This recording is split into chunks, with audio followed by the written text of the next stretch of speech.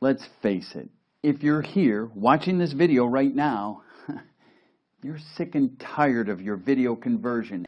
I was in your shoes not long ago, but I discovered a product that changed everything for me. And I'm sure it'll solve your problem too. Please, watch the following video and then thank me after that.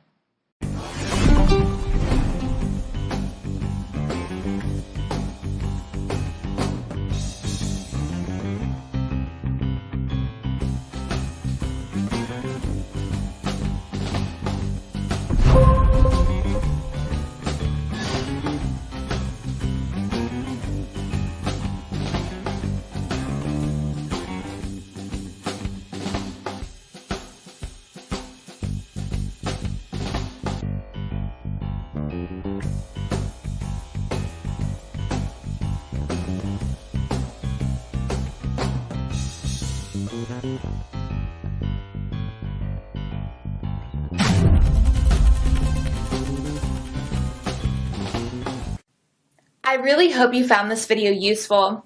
Thanks a lot for watching.